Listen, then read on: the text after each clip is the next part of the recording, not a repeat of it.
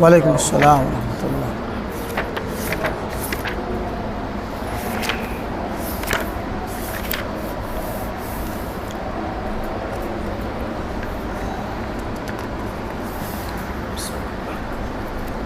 बिस्मिल्लाहिर्रहमानिर्रहीम।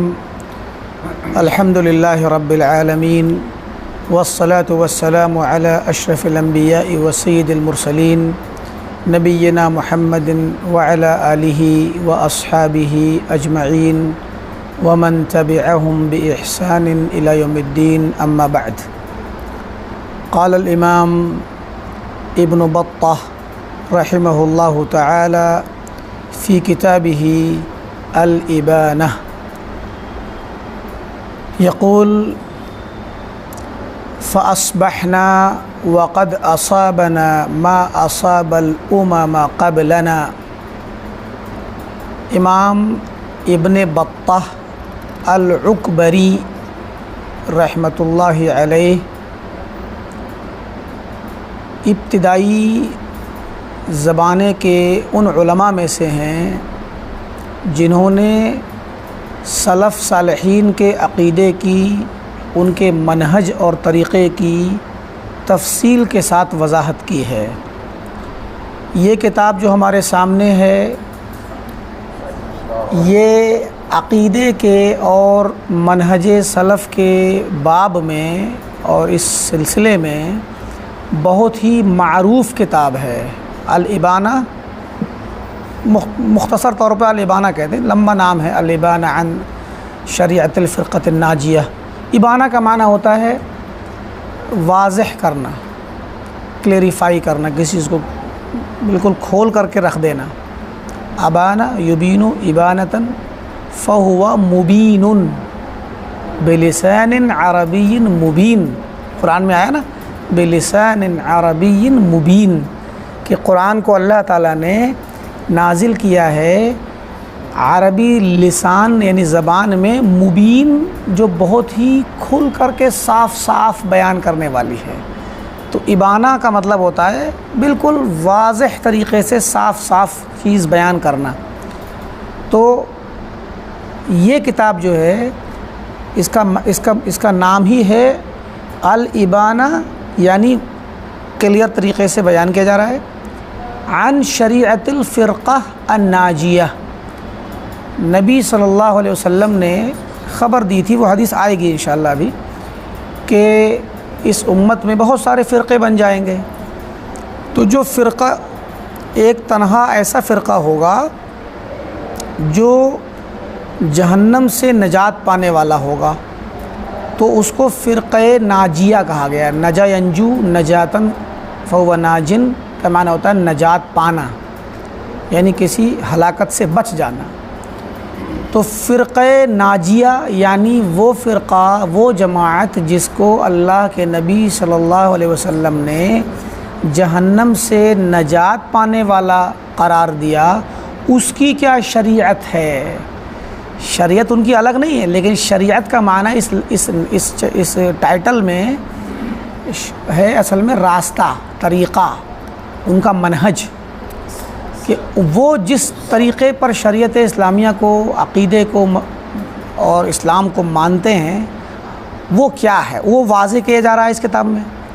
वह मुजानबतुल फ़िरक़ दाल्ला अल मज़मूमा, के जो दूसरे गुमराह फ़िरक़े हैं और जो मज़मूम हैं शरीयत में, जिनकी मज़म्मत की गई है, उनसे बचना। तो ये किताब बड़ी मशहूर है।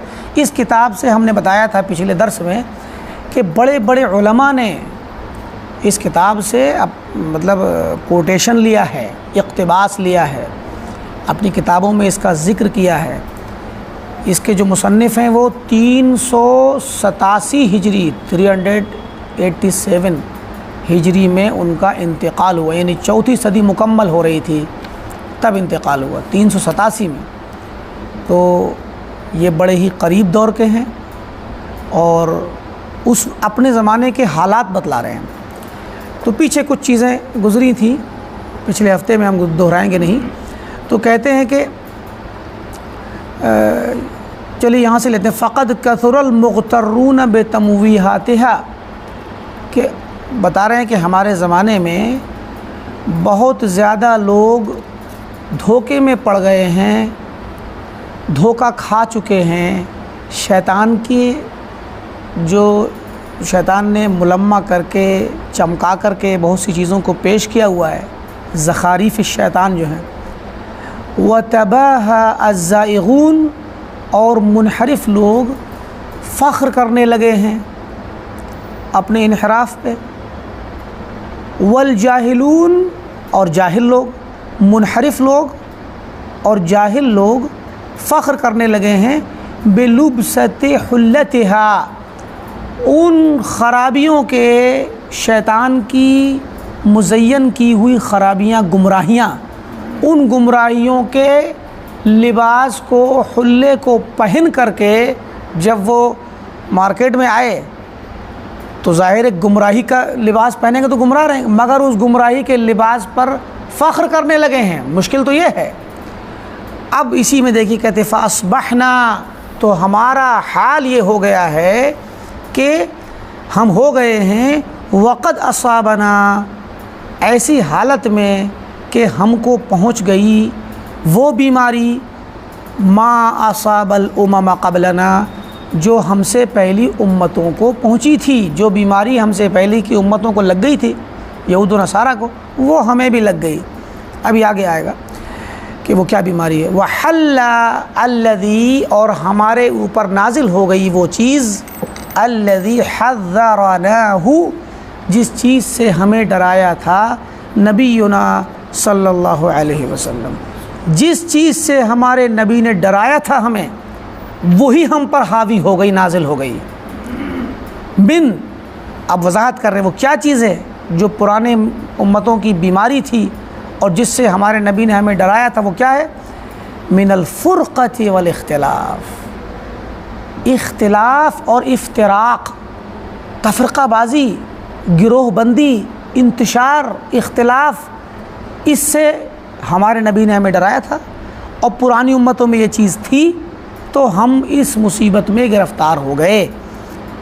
और मज़ीद व तर्किल जमाअत वल इख्तिलाफ़, जमाअत को छोड़ देना और इत्तिफ़ाक़ व इत्तिहाद को छोड़ देना, तो इज्तिमाइयत से दूर भागना, अपनी अपनी राय को लेके अलग हो जाना, अपनी अपनी जमात बना लेना, अपने अपने गिरोह बना लेना, जमात को तोड़ देना, ये बीमारियां, इनसे हमें डराया गया था और ये हम पर नाजिल हो गई, हम इनमें गिरफ़्तार हो गए।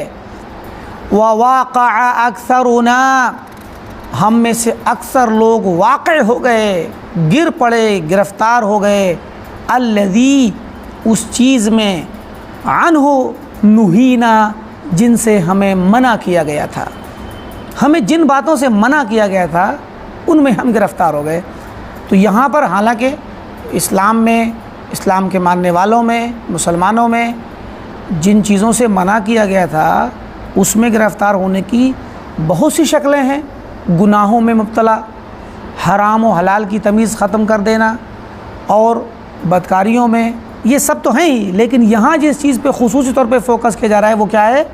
इख्तिलाफ़ व इंतशार, जमात को छोड़ना, यानी दीन में, दीन के नाम पर गुमराह होना, दीन के नाम पर फ़िरक़ाबाज़ी करना, और बज़ाहिर दीनदार हैं मगर मना किए हुए तरीक़े पे चल रहे हैं। तो ये वो वाली चीज़ पर ज़्यादा फ़ोकस कर रहे हैं, क्योंकि जो अमूमी गुनाह हैं, मासियतें हैं, मान लीजिए बदकारी, सियाकारी, ज़िनाकारी, सूदखोरी, हरामखोरी, ये तो तमाम फ़िरक़ों के यहाँ मज़मूम हैं, चाहे वो बिदअती मुसलमान हो वो भी इसको बुरा समझते हैं। तो इसलिए यहाँ जो चीज़ ख़ास फ़ोकस कर रहे हैं वो यही, व तरकल जुमहूर मिन्ना, हम में से जुमहूर यानी अक्सरियत ने, ज़्यादातर लोगों ने छोड़ दिया, मा बिही उमिरना, उन चीज़ों को जिनका हमें हुक्म दिया गया था। हमें हुक्म दिया गया था हम जमात से साथ रहें, हमने जमात छोड़ दी। हमें मना किया गया था कि हम इफ्तराक़ और फ़िरक़ाबाज़ी ना करें, तो हम उसमें गिरफ़्तार हो गए। फ़ख़ुलिअत लुब्सतुल इस्लाम, इस्लाम का लिबादा उतार दिया गया। इस्लाम का जो लिबास था लोगों के जिस्मों पर उतार फेंक दिया गया। व नुज़िअत हिलियतुल ईमान, और ईमान का जो हिलिया बने भी लिबास होता है, ईमान का जो लिबास और हुल्ला था हमने उसको भी उतार दिया। यानी ना हमारे पास ईमान की कोई शक्ल बची, ना इस्लाम की बची। वनकशफल ग़िता, और ग़िता हट गया, यानी ढक्कन हट गया, हकीकत सामने आ गई। व बरहल ख़फ़ा, और अंदर की जो छुपी हुई चीज़ें थी वो सामने आ गई। हमारे दिलों में क्या ख़राबियाँ थीं वो सामने आ गई।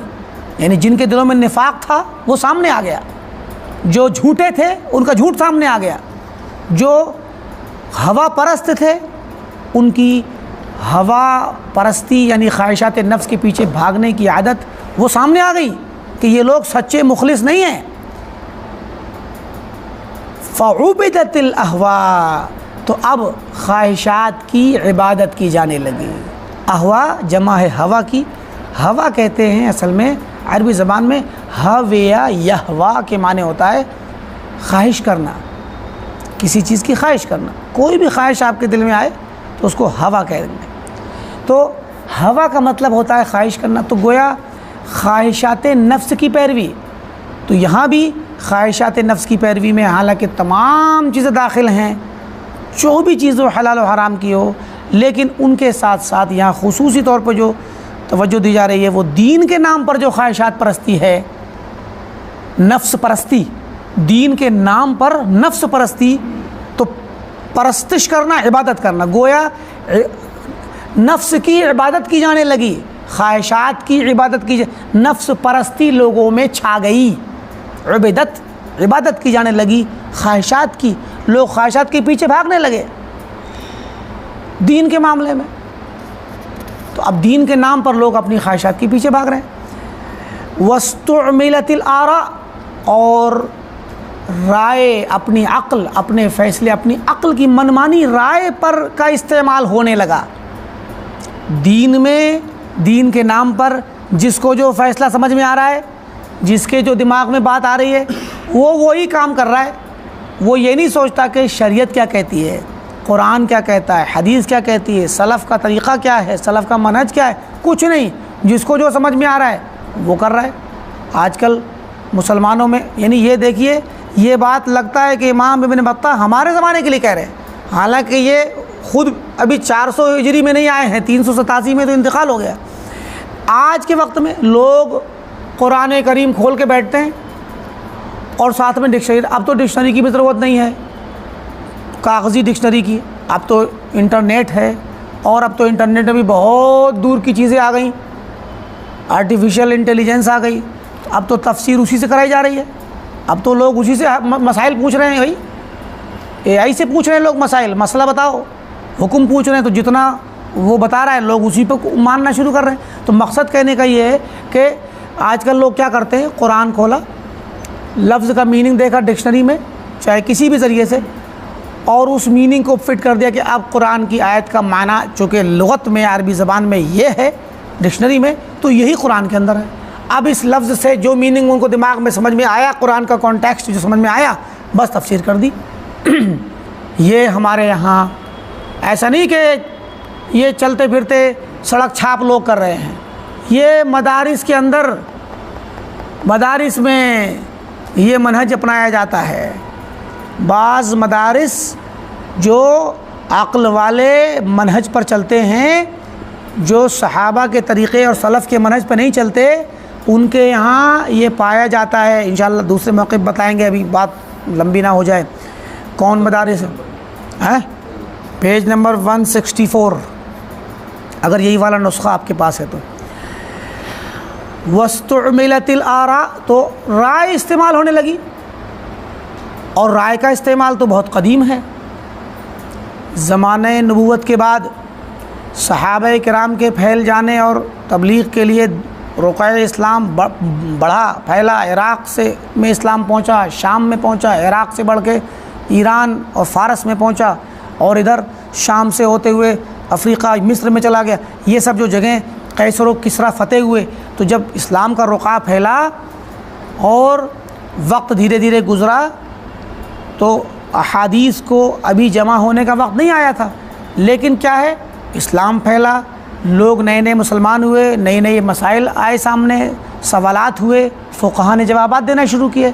तो जिस फ़क़ीह के पास जितनी हदीसें थी, जितना नस्स था, जितने नुसूस और कुरान और सुन्नत का इल्म था, उतना उन्होंने इस्तेमाल करके जवाब दिया। बाकी उन्होंने इज्तिहाद किया, लेकिन इज्तिहाद के साथ साथ अहले राय का फ़िरक़ा वजूद में आ गया। उनको अराइता का लफ्ज़ अरबी ज़बान में इस्तेमाल होता है, अराइता क्या ख्याल है आपका। तो अराइता से अराइतीयीन का लफ्ज़ इस्तेमाल हुआ कि अराइतीयीन कौन लोग हैं जो अराइता करते हैं। आप क्या सोचते हैं, क्या ख्याल है, आपकी क्या राय है। तो क्या राय करके अहलुल आरा का, राय वालों का, अहलुर राय का मसलक वजूद में आया। और इस अहलुर राय के मसलक से एक तरफ फ़िक़्ह के अंदर आरा भरी गई और अक़ल के ज़रिए से फ़िक़्ह को और दीन की तफसीर करके फ़िक़्ह को मुदव्वन किया गया, और वहीं राय के ज़रिए, अक़ल के ज़रिए अक़ीदे की तफसीर की गई, दीन की तफसीर की गई। तो बहुत सारे फ़िरक़े वजूद में आए। तो ये बहुत पुराना है, आज भी मौजूद है, जो अपनी राय से लोग तफसीर करते हैं। तो फरमाया वक़ामत सूक़ुल फ़ितना, फ़ितने का बाज़ार गर्म हो गया, फ़ितने का बाज़ार गर्म हो गया। वंतशरत अलामुहा, और फ़ितने के झंडे जगह जगह मुंतशिर हो गए, फैल गए। वज़हरत रिद्दा, और इसके नतीजे में रिद्दत ज़ाहिर हुई, लोग मुर्तद होने लगे। बज़ाहिर इस्लाम दिख रहा है, हकीकत में मुर्तद हो चुके हैं। दीन के नाम पर कुछ नहीं है, अपनी राय महज। आप देखें ऐसे ऐसे फ़िरक़े वजूद में आ गए जिनका दीन इस्लाम से कोई वास्ता नहीं है, लेकिन इस्लाम के नाम पे इस्लाम की तरफ मंसूब हैं। तो वही चीज़ कहना चाहते हैं कि रिद्दत ज़ाहिर हो गई। वनकशफ़ क़िनाउहा, और रिद्दत जो पर्दा ओढ़े और चेहरे पे ढाटा लगाए हुए थी, वो ढाटा खुल गया। वक़ुदिहत ज़िनादुज़्ज़ंदक़ा, और ज़िंदीक़ियत और इल्हाद की लकड़ियाँ जलाई जाने लगीं, गोया इल्हाद भी सामने आ गया। फ़ज़्तरमत नीरानुहा, उसकी आग भड़क उठी। गोया इल्हाद की, जो इल्हाद किसे कहते हैं, अथीज़म को। तो अथीज़म असल में ये ज़ंदक़ा क्या है, बेदीनी। तो बेदीनी का जो है मामला सामने आया, और ये इसकी आग भड़क गई। आग जब भड़कती, लोग कहते हैं ना जंगल में आग भड़क जाए ज़रा सी, तो पूरे जंगल में ज़रा सी देर में फैल जाती है। तो गोया जब आग भड़की तो बहुत फैली, तो ज़िंदीक़ियत फैली, लोगों में बेदीनी फैली। दीन के नाम पर लोगों ने मजाक उड़ाना शुरू किया दीन इस्लाम का, और जो है सब कुछ किया गया। तो कहते व खुल्लिफ़ा मुहम्मदुन सल्लल्लाहु अलैहि वसल्लम फ़ी उम्मतिही बिअक़बहिल खलफ़ या बिअक़बहिल खल्फ़, अल्लाह के नबी मोहम्मद अरबी सल्लल्लाहु अलैहि वसल्लम के बाद जो लोग आए आपकी उम्मत में से, सबसे ज़्यादा कबीह और बदतरीन खलफ़ आए। सलफ़ कहते हैं पुराने लोगों को जो गुज़र गए, और खलफ़ कहते हैं बाद में आने वालों को। तो बाद में आने वाले बड़े कबीह और बदतरीन लोग सामने आए। वअज़ुमतिल बलिया, मुसीबत बड़ी हो गई। वश्तद्दतिर रज़िया, और मुसीबत, इसका माने मुसीबत शदीद हो गई। वज़हरल मुब्तदिऊन, अहले बिदअत गालिब आ गए, हर जगह ज़ाहिर हो गए, गालिब आ गए। व तनत्तअल मुतनत्तिऊन, और शिद्दत पसंद। मुतनत्ति का माना होता है गुलू करने वाला, शिद्दत पसंद, इंतहा पसंद। इंतहा पसंद भी इंतहा को गुज़र गए।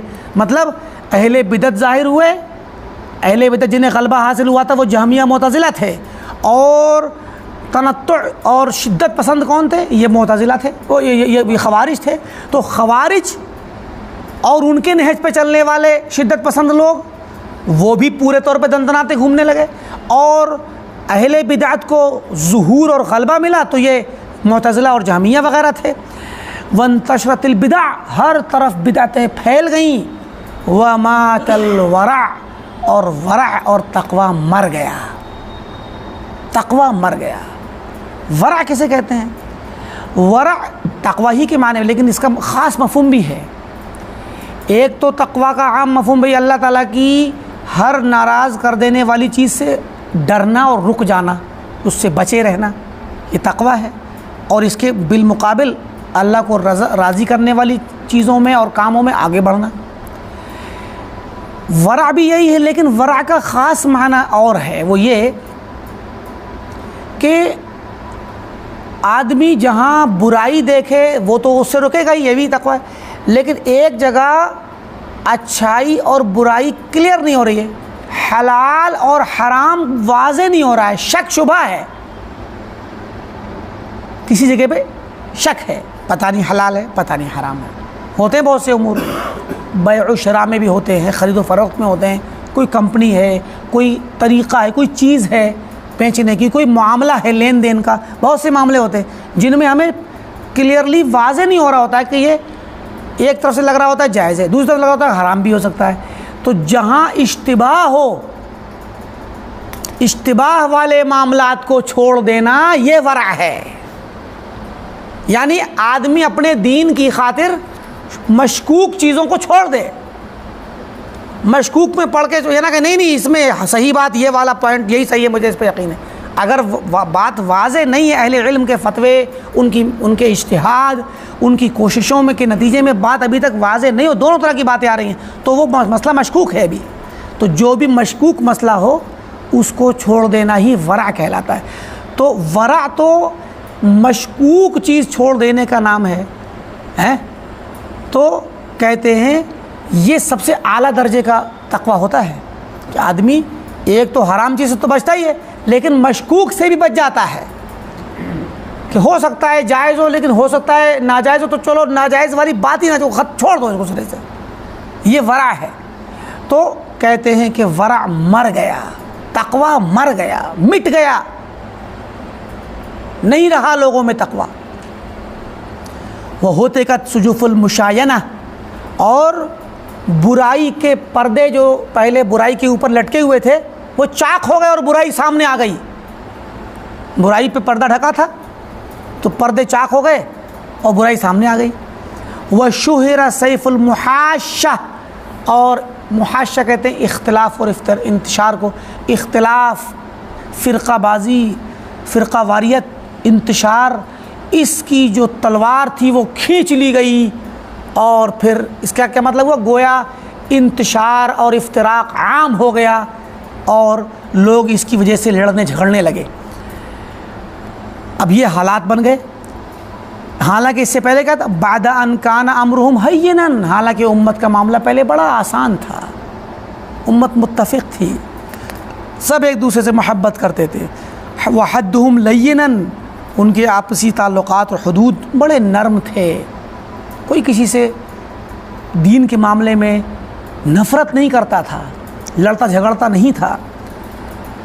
वदा का हीन काना अमरुल उम्मति मुज्तमिअन, ये कब की बात है, जब उम्मत का मामला इज्तिमाइयत के साथ था, इत्तिहाद में थे उम्मत।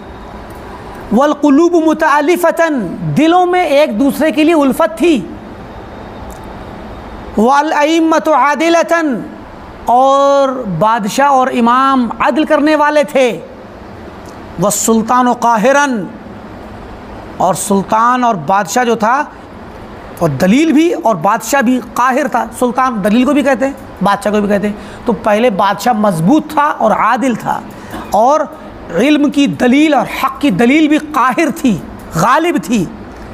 वल हक़्क़ु ज़ाहिरन, हक़ भी गालिब और ज़ाहिर था, यानी सहाबा के ज़माने से मुसलसल जो चला आ रहा था वो ये था।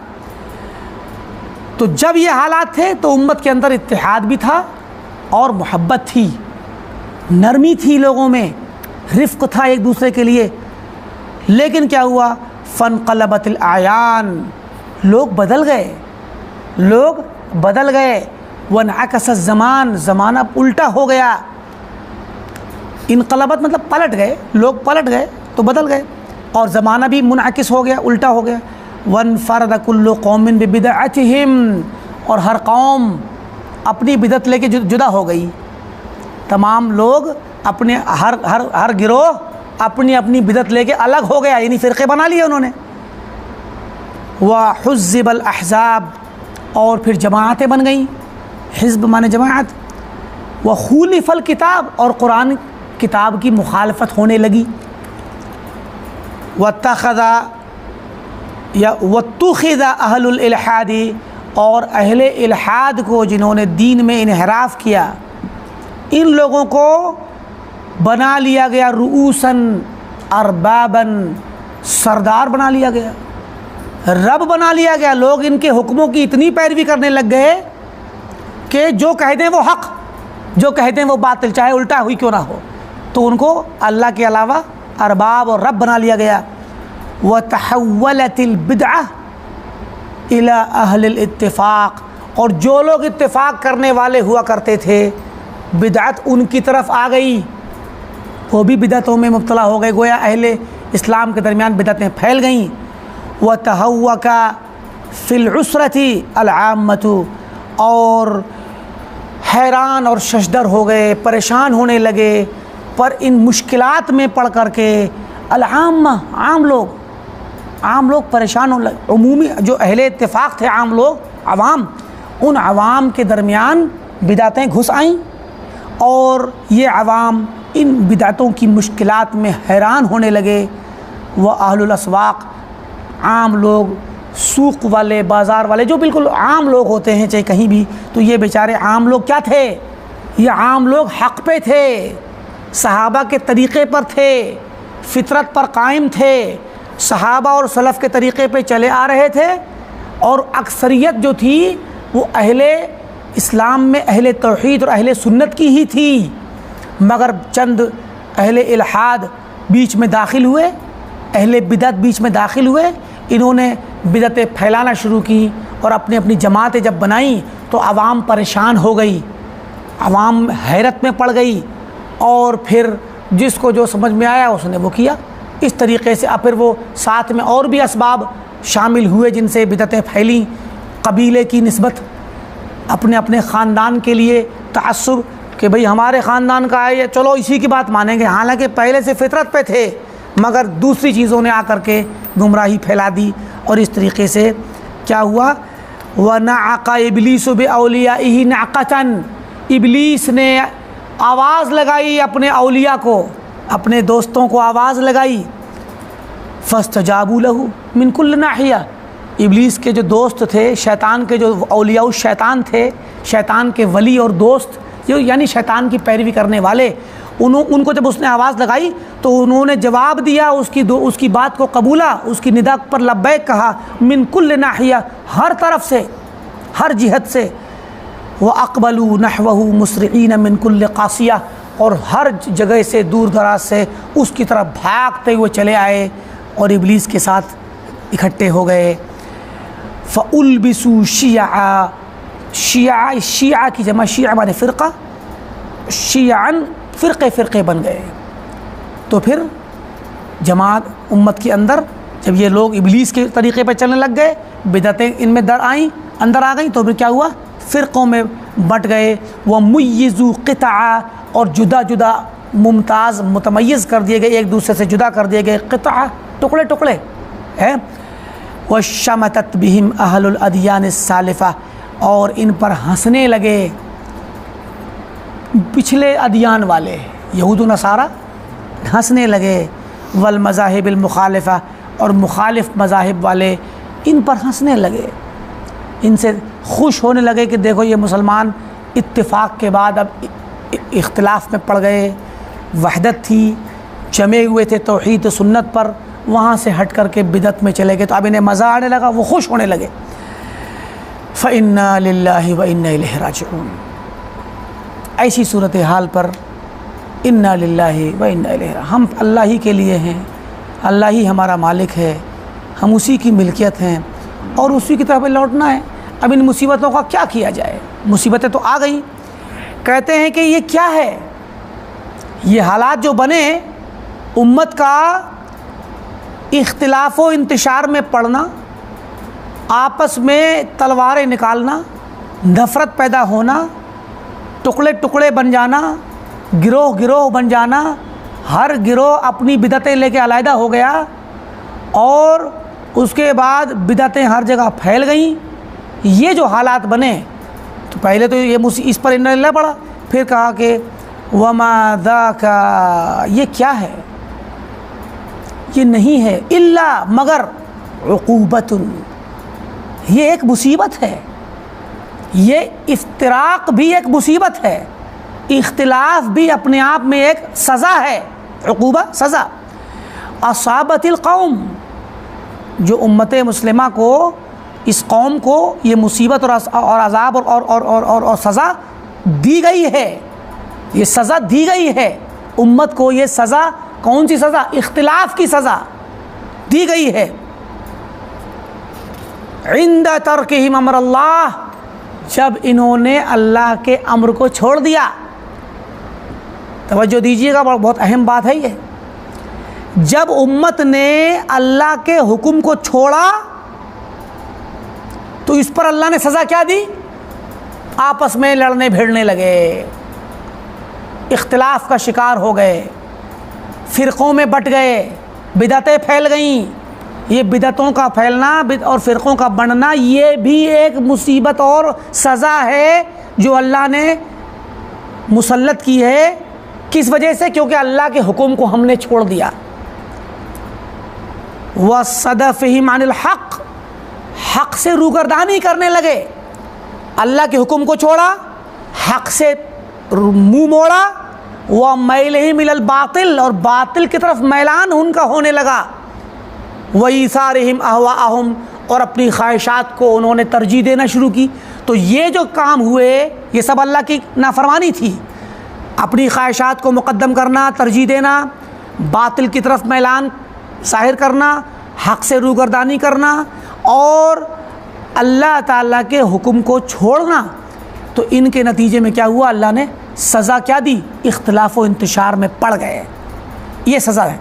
तो फरमाते हैं आगे मज़ीद इस चीज़ को, वलिल्लाहि अज़्ज़ व जल्ल उक़ूबातुन, अल्लाह ताला के पास सज़ाएँ हैं। अल्लाह की सज़ाएँ बहुत तरह की हैं, उनमें से कुछ सज़ाएँ ऐसी हैं फ़ी ख़ल्क़िही, जो अपनी मखलूक़ में वो सज़ाएँ देता है।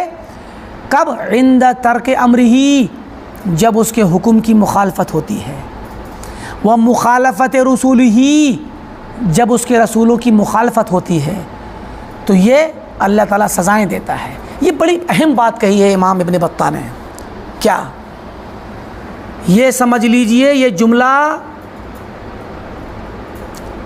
दीन इस्लाम के बहुत सारे मसाइल में जहाँ समझने में पेचीदगी आती है, कुछ चीज़ें हैं जहाँ पेचीदगी आती है, उनको हल कर दिया है। ख़ासकर तकदीर के मसले को, इस जुमले में तकदीर के मसले को हल किया है। क्या? अल्लाह ताला का निज़ाम है, ये अहले इल्म ने लिखा है और ये बात यही कही इन्होंने कि अल्लाह ताला के पास सज़ाएँ हैं जो वो अपने हुक्म की मुखालफत पर देता है। लेकिन किस सज़ा पे यहाँ ये बात कर रहे हैं? सज़ा अल्लाह ताला ने अज़ाब दे के नहीं दी है। बिदअतें फैल गई, ये सज़ा है। नफ़रत फैल गई, ये सज़ा है। फ़िरक़ा फ़िरक़ा बन गए, ये सज़ा है। बज़ाहिर कोई सज़ा नहीं है, अगर देखें तो सज़ा तो इंसान मुसीबत और तकलीफ़ को समझता है ना। लेकिन अगर दो जमातें बन गई तो ये मुसलमानों को सज़ा हुई। इत्तिहाद पारा पारा हुआ, ये मुसलमानों को सज़ा है। क्यों? क्योंकि इसके नतीजे में जो मुसीबतें आ रही हैं तो वो मुसीबतें गोया इन्हीं की वजह से आई, तो इन पर भी मुसीबत पर मुसीबत, समझे कि नहीं? तो ये अल्लाह ताला का निज़ाम है। मसलन एक आदमी को अल्लाह ताला ने, बहुत मुख्तसर सी बात कहेंगे, एक इंसान को अल्लाह ताला ने ईमान की तौफ़ीक़ दी, दूसरे को ईमान की तौफ़ीक़ नहीं दी, कुफ्र में रहने दिया। तो ये तकदीर है ना। जिसको चाहता है ईमान से नवाजता, हिदायत देता है, जिसको चाहता है हिदायत नहीं देता, तकदीर है ना। अच्छा, और ये अल्लाह की मर्ज़ी, जिसको चाहे हिदायत दे, जिसको चाहे गुमराह कर दे। एक बच्चे को इस्लाम में पैदा कर दिया, उसके माँ बाप ने उसको इस्लाम में तरबियत दे करके पाला, वो बड़ा हो गया, मुसलमान रहा और इस्लाम पर बाकी रहा ज़िंदगी भर। फिर वो वफ़ात पा गया बड़ा हो के, बूढ़ा होकर के। एक बच्चे को कुफ्र में पैदा कर दिया। तो ये जो मसला आता है, इसका एक जवाब यहाँ पर है। और इसी से मिलता जुलता मसला, अगर आप मस्जिद में नमाज़ पढ़ने आते हैं अगर आप कोई भी नेकी का काम करते हैं तो ये हकीकत में अल्लाह ताला आपको लेकर आया है। अल्लाह ने चाहा कि आप आएँ तो आप आ गए। ठीक, वमा तशाऊन इल्ला अन यशा अल्लाह, जो कुछ भी तुम चाहते हो तो नहीं चाहते मगर अल्लाह जब चाहे। तो हमने इरादा जब किया नमाज में आने का तो हमारे इरादे से पहले अल्लाह ने इरादा किया था। ठीक, और जो शख्स नमाज पढ़ने नहीं आया, जो नेकी का काम नहीं कर पा रहा है बल्कि बुराई में मुब्तला है, मस्जिद में ना आना, नमाज ना पढ़ना भी तो बुराई है। तो जो शख्स बुराई में मुब्तला है, चाहे वो तर्क वाजिबात की हो या इर्तिकाब मुहर्रमात की हो, तर्क वाजिब फ़राइज़ को छोड़ना, इर्तिकाब मुहर्रमात हराम चीज़ों को करना, खाना पीना उसमें मुलव्वस होना, तो ये चीज़ें अल्लाह चाहता है कि वो बंदा करे।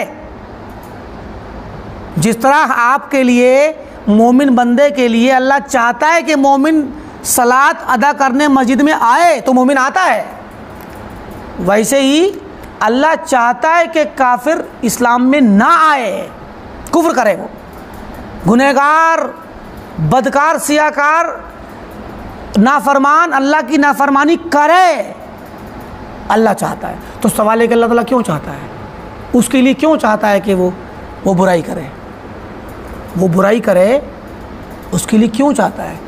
यहीं से जवाब मिलेगा इस इबारत से कि अल्लाह ताला की कुछ सज़ाएं ऐसी हैं जो अपनी मखलूक को वो देता है उसके अम्र की मुखालफत की वजह से। अगर इब्तिदाई इरादा हमारे दिल के अंदर या मैलाने तब जो अल्लाह ने हमें अपने इरादे में, हमारे दायरे में जो अल्लाह ने हमें इख्तियार दिया है, उस इरादे में अल्लाह को ने देखा कि ये बंदा इरादा कर रहा है ज़रा सा खैर का, फ़ौरन अल्लाह ताला खैर के रास्ते खोल देता है हमारे लिए। और जहाँ किसी बंदे को देखा कि ये बंदा खैर का इरादा नहीं कर रहा है, शर का इरादा कर रहा है, नहीं, खैर का इरादा नहीं कर रहा है, तो अब अल्लाह के हुक्म की मुखालफत की उसने,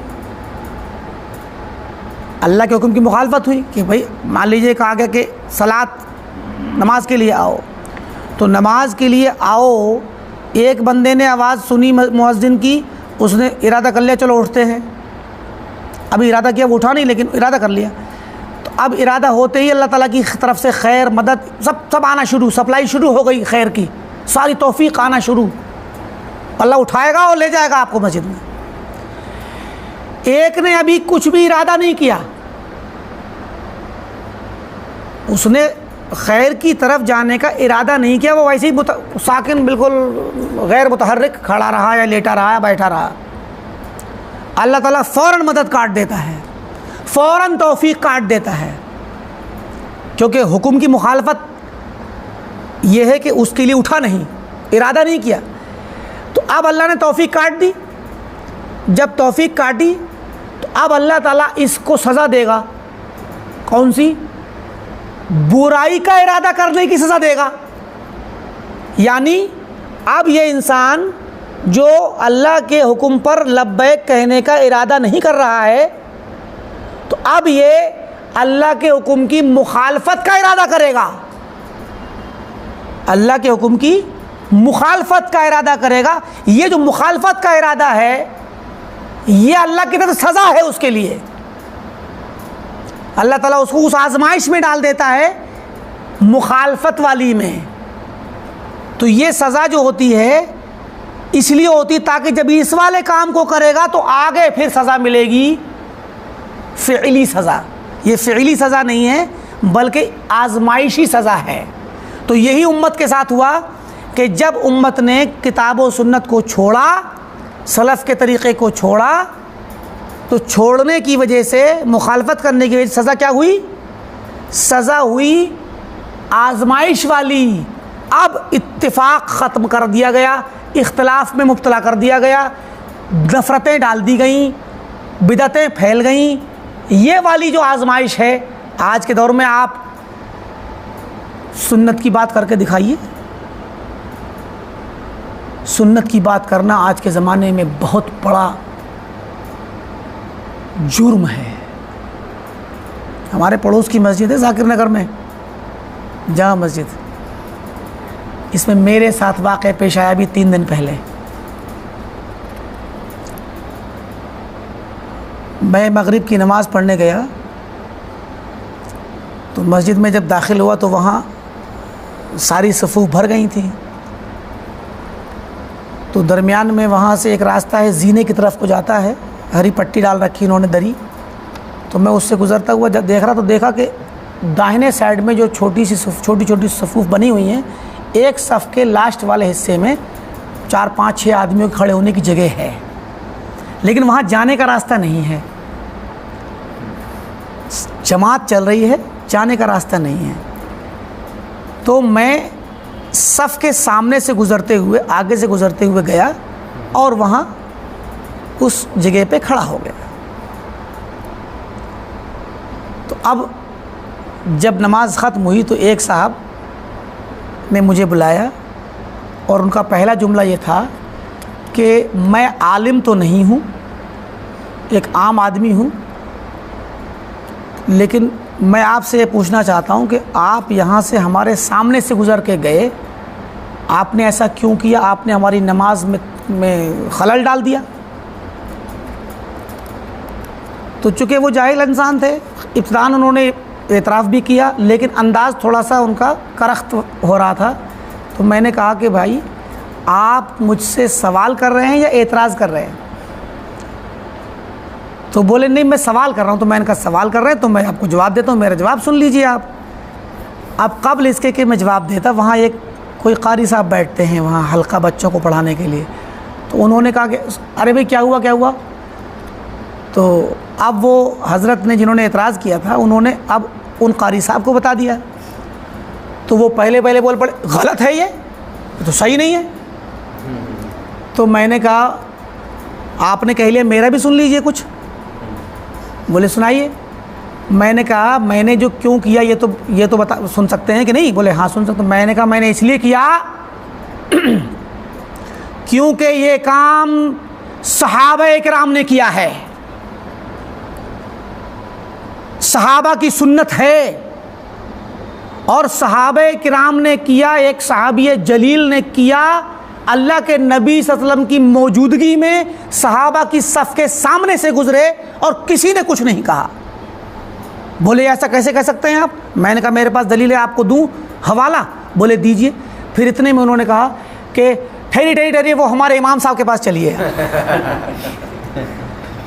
इमाम साहब के। अब वो पब्लिक आपस में बात शोर होने लगा। अरे भाई 20-25 लोग इकट्ठे हो गए। इतने में इत्तेफाक से हमारे कोई शागिर्द भी थे अपनी मस्जिद के, यहाँ आते हैं कभी कभार आपकी तरह। उन्होंने कहा शेख आप इनके चक्कर में ना पड़िए।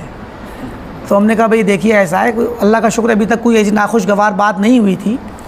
तो हमने कहा कोई बात नहीं है, ये लोग अपने इमाम के पास ले जा रहे हैं, देखते हैं इंशाअल्लाह दलील की रोशनी जब तक बात होगी तो जो है बात करेंगे।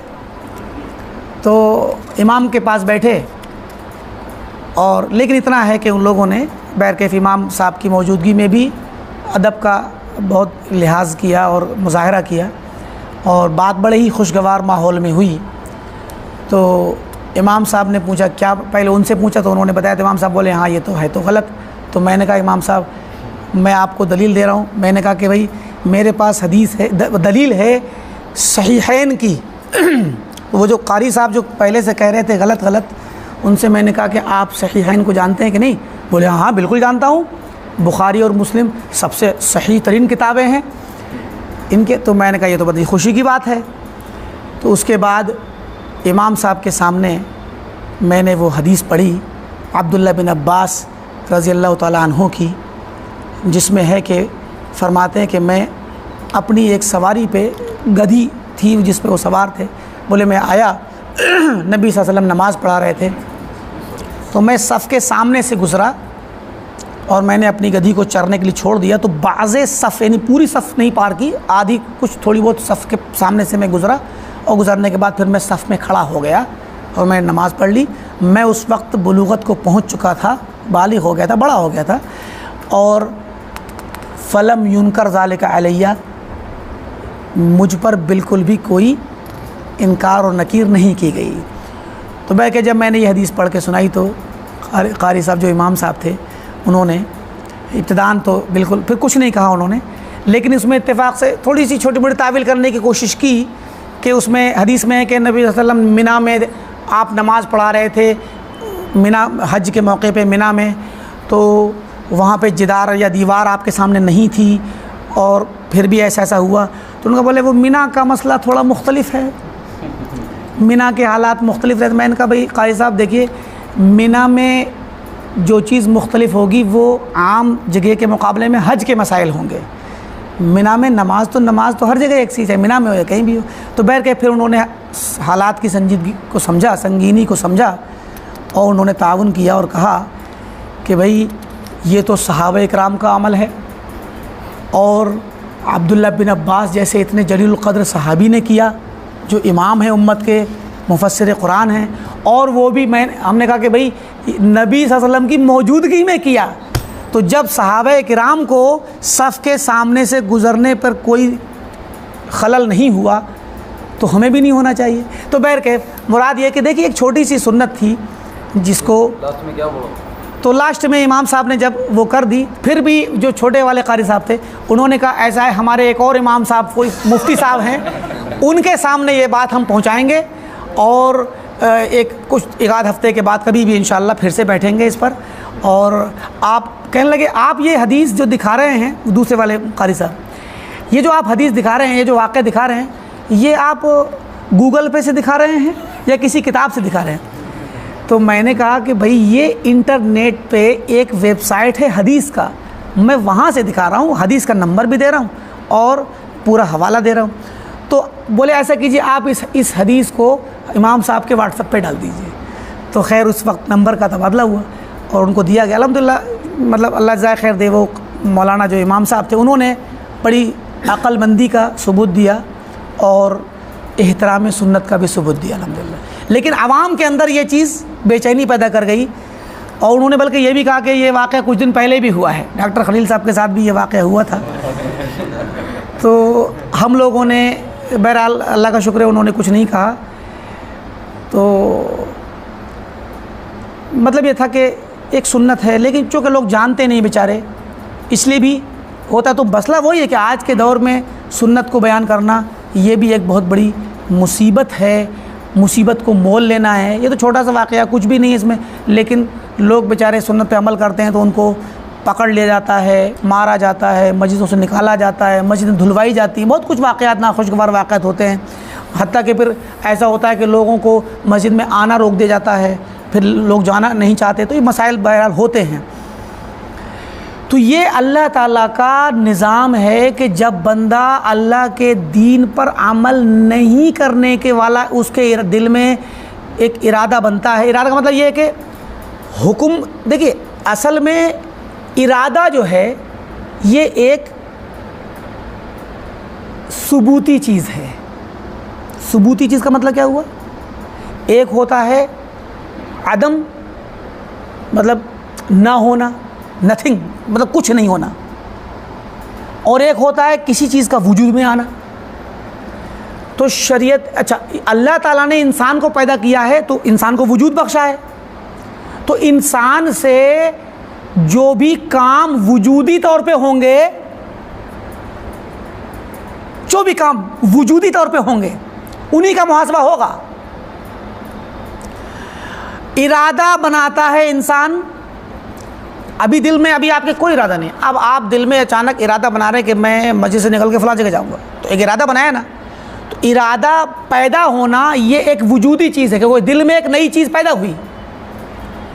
तो ऐसे ही जब अल्लाह का हुक्म आता है, चाहे वो इंसान को आवाज़ दे के हुक्म पहुँचाया जाए जैसे अज़ान के ज़रिए, या किसी तकरीर और दर्स के ज़रिए उसको हुक्म पहुँचे अल्लाह का, या किताब पढ़ के, किसी भी शक्ल में उस तक जब अल्लाह का हुक्म पहुँचता है तो अल्लाह ताला के हुक्म को सुनने के बाद उसके दिल के अंदर एक इरादा बनना चाहिए ऑटोमेटिक इताअत का, कबूल करने का।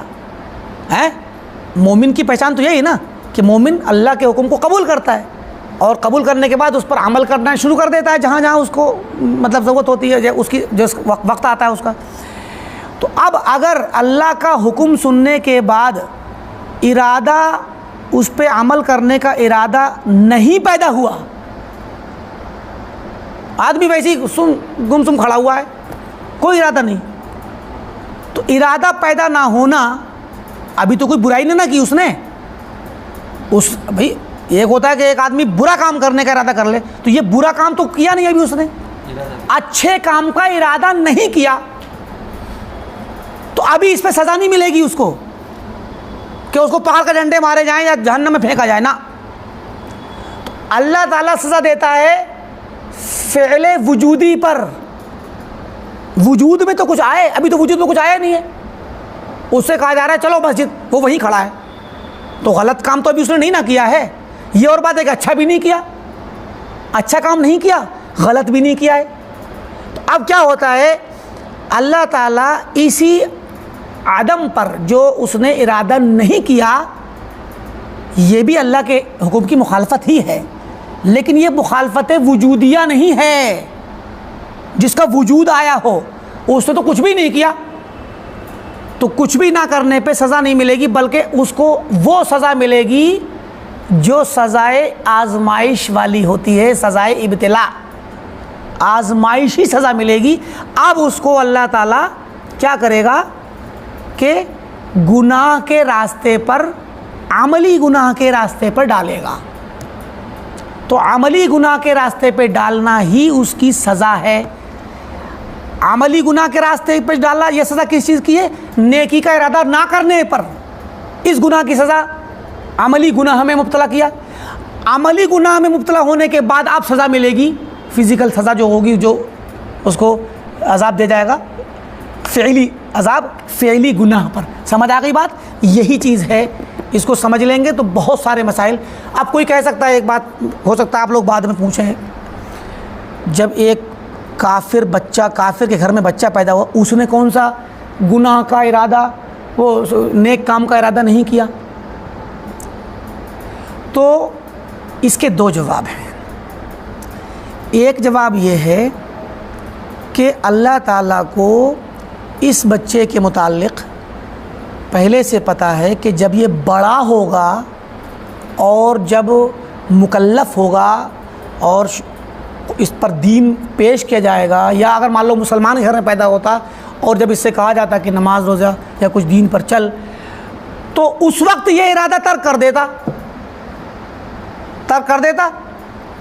तो फिर इसको आजमाइश में डाला जाता। और होते हैं बहुत सारे लोग मुसलमानों के घर में पैदा होने के बावजूद भी इस्लाम से फिर जाते हैं। तो अब क्या हुआ, इसको फिर आजमाया जाता कुफ्र से, तो कुफ्र को इख्तियार कर लेता, अल्लाह ताला को पता है।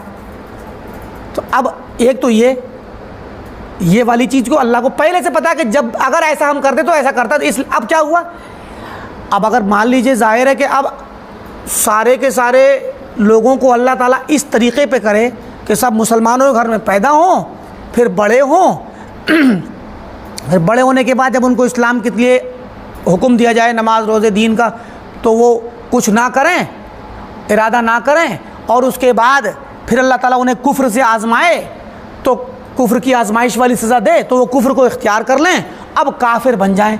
अगर ये सिस्टम चले तो फिर तो कुफ़ार के यहाँ कोई औलाद ही ना हो। अब वही शख्स जो काफिर हो जाएगा आजमाइश के बाद, जब वो शादी करेगा तो उसकी औलाद होगी नहीं, क्योंकि अल्लाह ताला तो काफिर को औलाद देगा नहीं। क्यों? क्योंकि अल्लाह ताला काफिर उसको करेगा जो बच्चा बड़ा होने के बाद मुसलमान के घर में जब बड़ा हो जाएगा, और जब उसको इस्लाम पर अमल करने के लिए कहा जाएगा, और जब वो इस्लाम का इरादा नहीं करेगा, इबादत का दीन का इरादा नहीं करेगा, तो अल्लाह ताला उसको आजमाएगा कुफ्र से, तो फिर वो कुफ्र, तो ये निज़ाम चलेगा। तो ये निज़ाम एक तरह से भोंडा सा भी हो जाता है।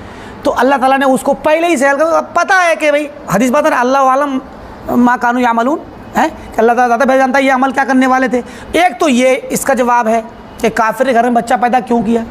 अच्छा, और देख लीजिए यहाँ भी अल्लाह का अदल है अगर किसी काफिर के घर में पैदा होने वाला बच्चा बचपने में मर जाए, बुलूगत से पहले मर जाए, तो सहीह कौल के मुताबिक जिस पे दलीलें हैं वो बच्चा जन्नती है। वो काफिर का नाबालिग बच्चा वो जहन्नमी नहीं है। क्यों? क्योंकि वो तो मुकल्लफ ही नहीं है, अभी शरीयत का मुखातब ही नहीं है, शरीयत का उसको हुक्म देने का कोई काम ही नहीं है अभी। तो इसलिए वो बच्चा, तो अब अल्लाह ताला ने उस बच्चे साथ तो रहम किया, तो अब जब वो बड़ा हो गया तो अब चूँकि बड़ा होने के बाद वो कुफ्र पे रहा, इसलिए कि उसके माँ बाप ने उसको कुफ्र पे पाला, तो ये इसलिए कि भाई पहले से अल्लाह को पता था कि इसका ऐसे ही होना। एक तो ये। दूसरा जवाब ये है कि अल्लाह ने काफिर के घर में कुफ़ार बच्चों को पैदा इसलिए किया और बाद में वो काफिर भी हो गए क्योंकि आलम अज़ल में जब अल्लाह ताला ने आदम अलैहिस्सलाम की पीठ से उनकी ज़ुर्रियत को निकाल करके सामने फैलाया और सवाल किया अलस्तु बिरब्बिकुम, कि क्या मैं तुम्हारा रब नहीं हूँ? तो जब उन्होंने कहा हाँ, तो वहाँ पर जब अल्लाह ने मीसाक और अहद व पैमान लिया और अपने ऊपर ईमान लाने का हुक्म दिया कि नबी को मानोगे, नबी की तस्दीक करोगे, ये जब पैमान लिया था ना, वहाँ पर जिन रूहों ने इरादा ज़ाहिर किया अल्लाह ताला के लिए ईमान लाने और उसके नबियों को मानने तस्दीक करने का, इताअत का और इस्लाम का इरादा ज़ाहिर किया, अल्लाह ने उनको दीन इस्लाम में पैदा कर दिया, उन्हें दीन इस्लाम की तौफीक दे दी, चाहे किसी भी शक्ल में। और जिन्होंने कुछ भी इरादा नहीं किया तो अभी चूँकि उनको कुफ्र करने के तो हालात थे नहीं, उन रूहों को वहाँ कुफ्र करने का तो कुछ था नहीं, खाली एक अहद व पैमान ही लेना था, अहद व पैमान लेना था। तो उस अहद व पैमान में जिसने अल्लाह की इताअत करने का इरादा ज़ाहिर किया, अल्लाह ने उनको तो खैर वाले रास्ते पर रख दिया, और जिन्होंने कुछ भी इरादा नहीं किया, अल्लाह ने कहा ठीक है अब तुम्हें आजमाएंगे काफिर के घर में पैदा करके। तो ये आजमाइश इस तरह। अच्छा, यही मामला तमाम बुराइयों का है। इंसान जब भी कोई खैर के काम से इरादा करने से रुकता है, अल्लाह ताला उसको बुराई में मुब्तला कर देता है, फिर बुराई करता है, और फिर एक बुराई दूसरी बुराई खींचती है, एक के बाद दूसरी बात तीसरी में। तो यही है। तो ये बहुत प्यारी बात है, इस पर बहुत मतलब उलमा ने बहुत लिखा है, इस पर बहुत तफसील से, इस पर इब्न क़य्यिम रहमतुल्लाह अलैह ने बहुत ज़्यादा इस पर लिखा है, और बहुत से उलमा ने, इब्न तैमिया ने, इब्न क़य्यिम ने और इमाम इब्न अबिल इज़्ज़ वग़ैरह ने बहुत ज़्यादा इस मसले को लेकर के बहुत तफसील से लिखा है। तो खैर, कहते हैं कि अल्लाह ताला की बहुत सारी सज़ाएँ हैं जो अपनी मखलूक़ में वो रखता है, और जब उसके हुक्म को छोड़ा जाता है, उसके रसूलों की मुखालफत की जाती है, तो कहते हैं फ़उश्इलत नीरानुल बिदअ फ़िद्दीन। तो ऐसा ही हुआ कि जब अल्लाह ताला के हुक्म की मुखालफत हुई और उसके दीन को लोगों ने छोड़ा, किताब की मुखालफत की, तो क्या हुआ कि दीन में बिदअतों की आग जलने लगी, बिदअतों के आगदान रोशन हो गए, बिदअतें हर जगह फैल गई, ये मतलब है।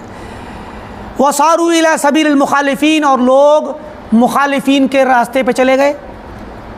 फ़असाबहुम मा असाबा मन क़ब्लहुम, तो फिर इन लोगों को, उम्मत इस्लामिया को, वही मुसीबत आ पहुँची जो इनसे पहले की मिनल उममिल माज़ीन, पीछे गुजरी हुई उम्मतों को जो मुसीबत आई थी। कौन सी? इख्तिलाफ़ व इंतशार की।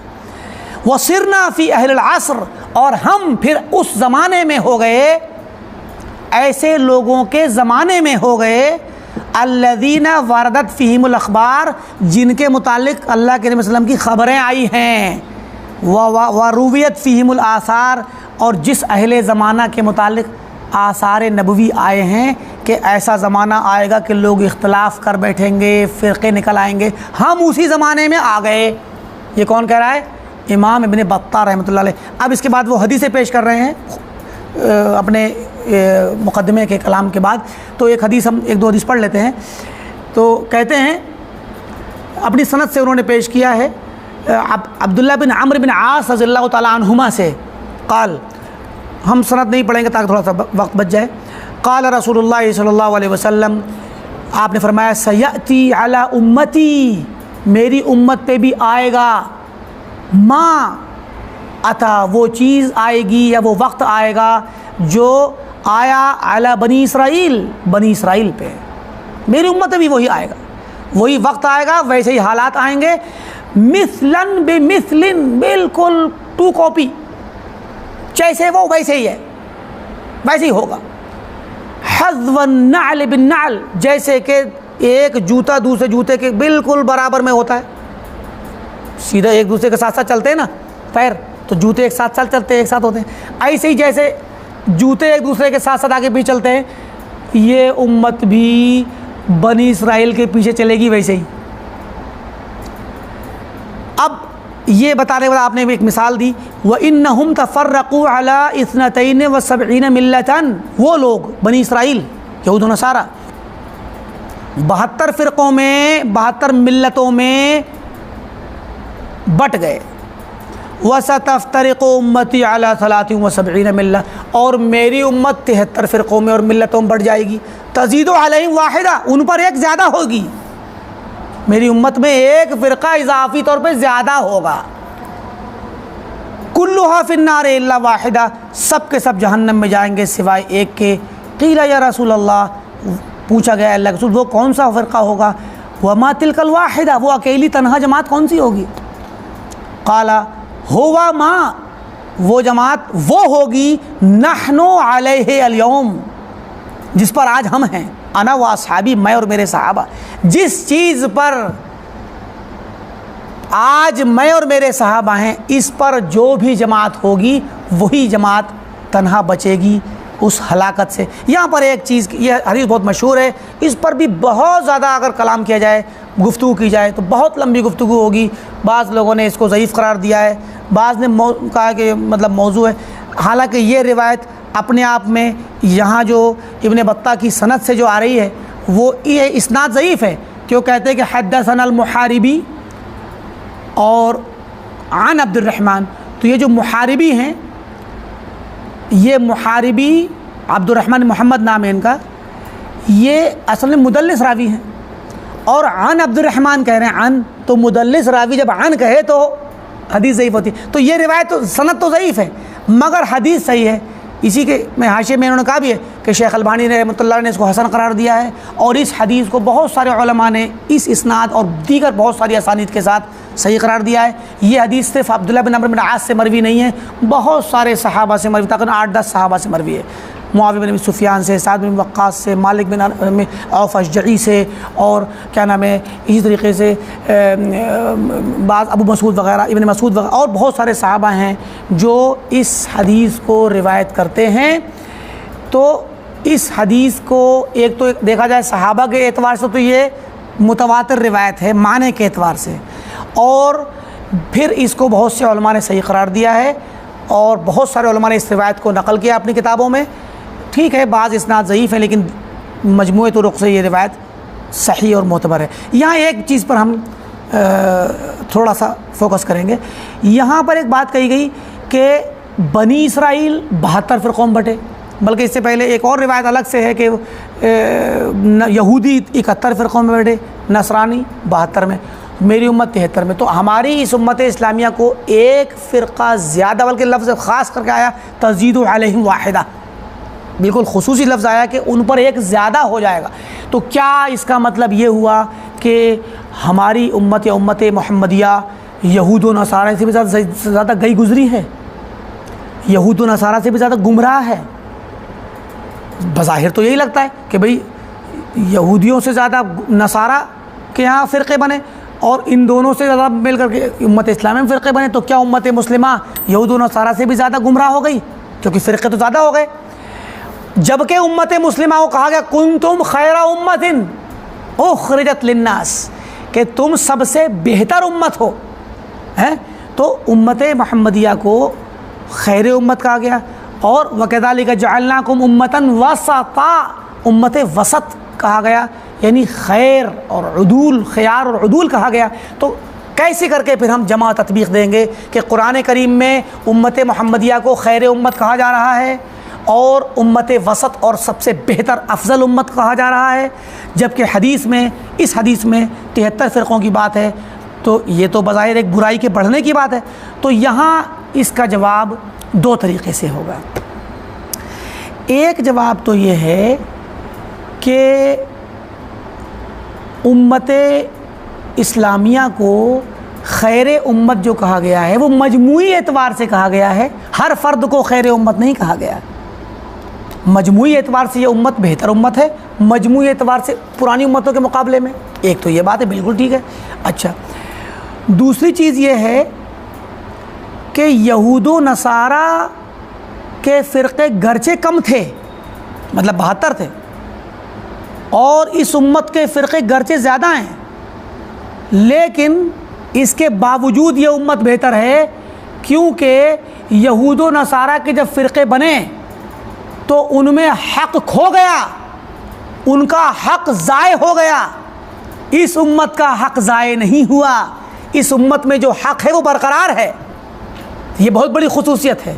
तो 72-73 में से एक हमेशा फरमाया कि ला तज़ालु ताइफ़तुम मिन उम्मती ज़ाहिरीन अलल हक़, मेरी उम्मत की एक जमात हमेशा हक़ पर कायम और गालिब रहेगी। ला यदुर्रुहुम मन खालफहुम वला मन ख़ज़लहुम, उनको उनकी मुखालफत करने वाले उन्हें नुकसान नहीं पहुंचा सकेंगे, उनको उनका साथ छोड़ने वाले भी उनको नुकसान नहीं पहुंचा सकेंगे। हैं बाज़ बातों में कि युक़ातिलूना अलल हक़, हक़ पर लड़ते रहेंगे ये लोग, तो हत्ता याती अम्रुल्लाह हम कज़ालिक, यहाँ तक कि क़यामत आ जाए और वो अपने हक़ पर गालिब रहेंगे। तो उम्मत इस्लामिया हक़ पर हमेशा बरकरार रहेगी। ठीक है, उसमें क्या नाम है, गुमराही आई है, मौजूद है, लेकिन हक़ मरा नहीं, हक़ मिटा नहीं, हक़ खोया नहीं है, हक़ बरकरार है। तो 2 जवाब हो गए। अच्छा, एक और जवाब है इसका, अभी अचानक दिमाग में याद आ गया, तीसरा जवाब कि उम्मत मुस्लिमा की अक्सरियत आज भी हक़ पर है। हम ये बात बहुत बार बता चुके हैं और पहले भी बताया थोड़ी देर पहले। अभी उम्मत मुस्लिमा की अक्सरियत गुमराह नहीं है। गुमराह तो वो अइम्मतुश शयातीन और अइम्मतुज ज़लाल हैं, वो लंबी पगड़ी और जुब्बे कुब्बे वाले जो अपने लोगों को लेके अलहदा हो जाते हैं, वो चंद मसलों में लेके अलग होते हैं, मगर जिन मसाइल को वो आवाम नहीं जानती, जब उन मसाइल को लेके आप अगर जाइए उनके और ये मत बताइए कि इख्तलाफ है, तो वो आवाम बड़ी आसानी से कबूल करती। इसकी दलील देख लीजिए, हमारा वाक़या जो हमने सुनाया आपको, इस वाक़े को लोग नहीं जानते थे, अब्दुल्लाह बिन अब्बास वाले को, जो हमने सफ़ के सामने से गुजरने वाला बताया। और हमने ये कहा ही नहीं कि आपके मसलक में ये तो हमारे मसलक में ये, हमने ये भी नहीं कहा हम आपको हदीस सुना के दे रहे हैं, क्योंकि हदीस और अहले हदीस के नाम से भड़क जाते, फ़िरक़े के नाम से भड़क जाते। हमने कहा हम आपको सहाबा इकराम का अमल दिखाते हैं, हमसे अफजल सहाबा हर कोई मानेगा। तो हमसे अफजल हस्तियों ने जब ये देखा, कुछ नहीं कहा, और उम्मत के सबसे बड़े इमाम और आलिम उम्मत ने किया, इस नाम से ढेर हो गए, कुछ नहीं उन्होंने एतराज़ किया, सहाबा का अमल आ गया, फिर बुखारी और मुस्लिम का नाम आ गया। तो मुराद क्या देखे, वहाँ कबूला लोगों ने, क्यों? क्योंकि बज़ाहिर यहाँ पे फ़िरक़ा वारियत नहीं दिखी। तो ऐसे अगर आप देखें तो उम्मत की अक्सरियत आज भी हक़ पर है, हक़ कबूल करने के लायक है। और हमने पहले भी आपको मिसालें दी हुई हैं दूसरे वाले दुरूस में, जो अक़ीदतुस सलफ़ व अस्हाबुल हदीस में गुज़रे, कि अभी अगर आप जाएं इसी मस्जिद में जाइए और जाकर के अगर आप हल्के में या कुछ लोगों को बताएं कि मेरे भाई आप रात को उठा करो, तहज्जुद में उठा करो, रब्बुल आलमीन निदा देता है, आसमान दुनिया पे आता है और ऐसे ऐसे कहता है कि है कोई बंदा जो मुझे पुकारे, है कोई ज़रूरतमंद जो मुझसे मांगे, है कोई बीमार और परेशान हाल जो मुझसे मांगे, आप ये कहो, सुनाइए, कहिए किसी इंसान से, तो अल्लाह ताला सुनता है और आखिरी पहर में दुआ कबूल होती है।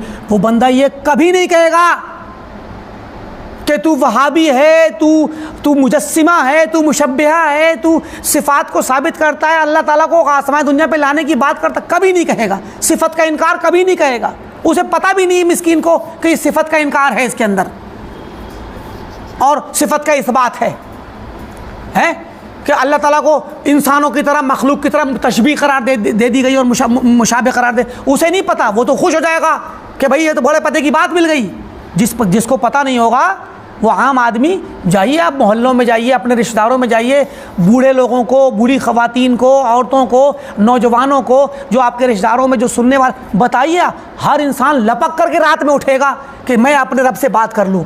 कोई ये नहीं समझेगा कि इसमें अल्लाह ताला को आसमान दुनिया पे आने की बात कही जा रही। इसका मतलब अल्लाह ताला ऊपर से आसमान पे आता है, नुज़ूल करता है।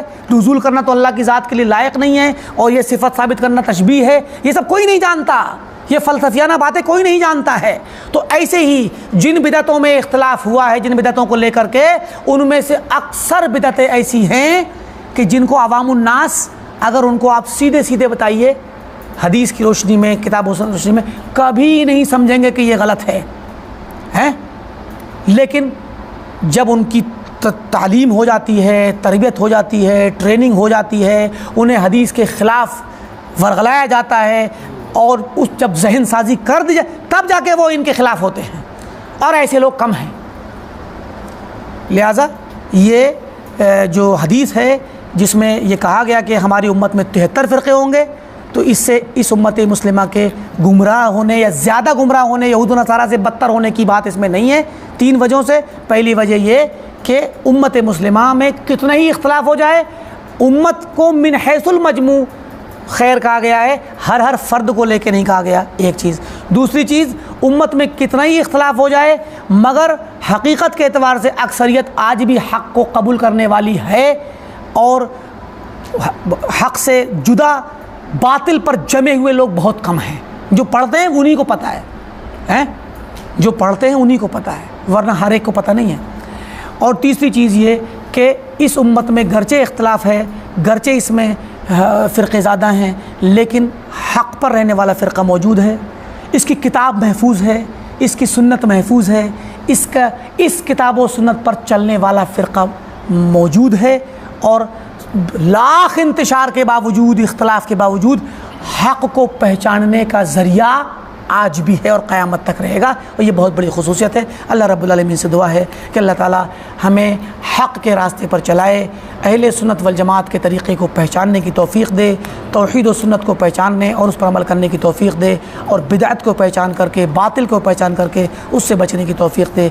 आमीन। व आखिरु दावाना अल्हम्दुलिल्लाहि रब्बिल आलमीन। वस्सलामु अलैकुम व रहमतुल्लाहि व बरकातुहू।